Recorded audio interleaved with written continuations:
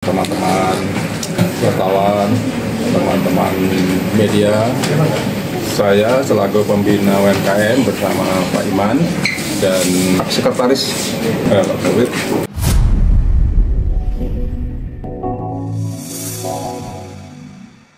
memikirkan atau mengusulkan supaya MBG ini kan kapasitas 3.000 per dapur. Akibatnya kafe-kafe yang sekarang sepi ini istilahnya tidak bisa berpartisipasi dengan syarat 3.000 itu. Maka kami diskusi dengan Pak Iman bagaimana kalau mengusulkan kepada satu Badan Gizi Nasional, dua kepada Kementerian Keuangan supaya kapasitas 3.000 itu bisa turun menjadi 200 sehingga kafe-kafe Genji anak-anak muda ini bisa berpartisipasi.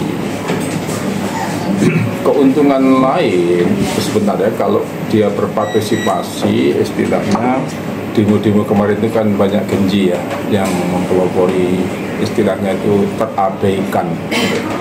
Situasi ekonomi sulit, Genji itu kan sejak COVID itu masuk di sektor restoran dan kafe. Sekarang ini omset setelah COVID itu tidak bisa kembali. Normal, COVID itu tinggal separuh kan, sekarang itu tinggal seperempat. Jadi setelah COVID itu nggak kembali, karena pada waktu COVID itu terjadi ledakan jumlah kafe. Dari pekerjaan susah, yang punya aset pinggir jalan buka kafe. Ya, akhirnya kalau kita lihat data nasional, jumlah kafe dan resto itu selama 10 tahun ini 2 kali lipat lebih. Nanti bisa dibuka itu pada data BPS, jumlahnya 2 kali lipat lebih. Nah, pemerintah ada kesempatan MBG, itu dilibatkan. Daripada pemerintah membangun baru, akhirnya anggaran nggak terserap dan kelemahannya dengan 3.000 pack itu masaknya kan tadi malam, masaknya jam 12 malam, disajikan siang sudah banyak beracun. Kalau dipecah 200 pack, masaknya pagi, pokoknya 1 jam sebelum dimakan siap, sehingga fresh from the oven.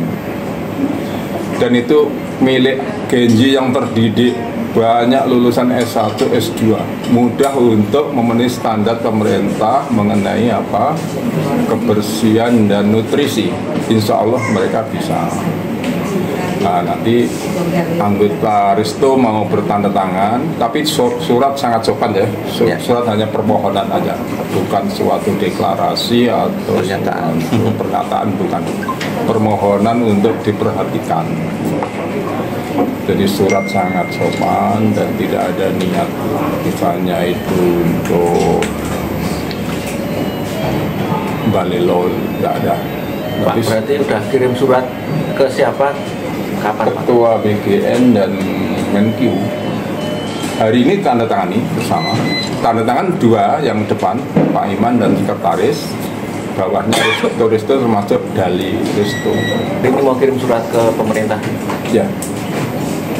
Kalau untuk menjamin keamanan pangannya tidak UMKM. Ini lebih bagus daripada yang 3.000. Coba lihat ini kan bikin juga, ya kan? Dan untuk 200 pack seperti ini ribuan. Kafe 3 ini ribuan. Kan kalau semakin banyak dapurnya, artinya pengawasannya dipecah-pecah gitu. Nanti harus ada IT, suatu IT, misalnya sistem IT yang nasional, terus per kabupaten tetap itu tetap ada koordinasi dengan sistem IT dan HP terselesaikan. Anak-anak Genji itu sudah sangat familiar. Jadi harus kita bangun suatu sistem IT. Nanti dokter-dokter IT dari UMS itu siap. Dokter IT-nya itu 7 dari Inggris. Jadi untuk membuat aplikasi ini nggak sulit ya. Nanti bisa minta tolong ahli-ahli IT untuk memecahkan masalah koordinasi. Nah, justru keunggulannya itu di IT-nya itu, sistem IT-nya, bagaimana kafe yang terpecah-pecah ini, terserak-serak menjadi satu persatu. Harga 3.000 itu mana? Nanti dengan IT kayak Gojek itu kan canggih banget itu. Tidak serumit Gojek. Sistem IT-nya tidak akan serumit Gojek. Sangat sederhana itu. Saya bayangkannya. Lagi?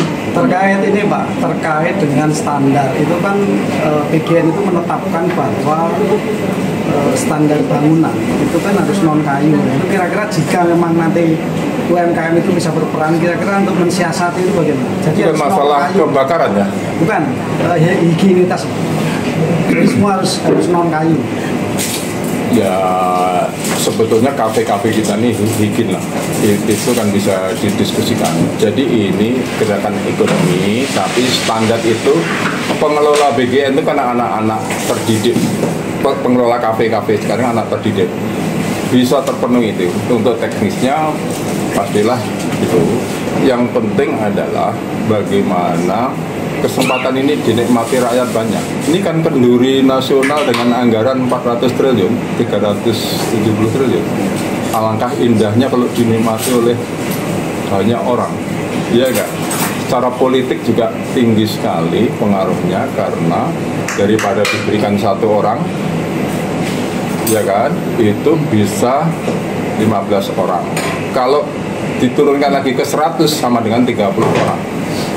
Tapi kalau 100 sudah nggak efisien, 200 lah, 200 itu masih bisa dapat laba. Dan itu meredam daripada kemarahan Genji yang kemarin demonya tuh kok istilahnya kok nggak kebagian, kok ekonomi bawah ini terlupakan. Kurang lebih loh ya.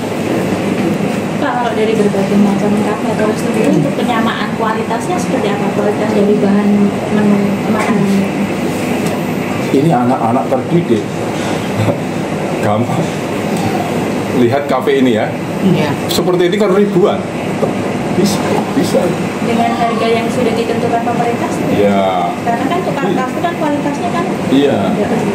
Jadi begini, seperti ini hampir rugi semua loh. Coba, tapi ini belum survei ya, hampir rugi semua, hampir banyak yang sudah mepet. Jadi diberi 200 itu sudah matur nuwun sekali kepada pemerintah.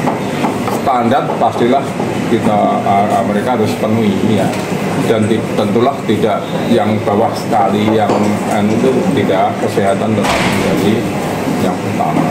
Jadi bisa insya Allah. Ya. Kalau gerakan yang sama ini dilakukan di Solo aja atau ada? Saya nulis di lewat WA itu.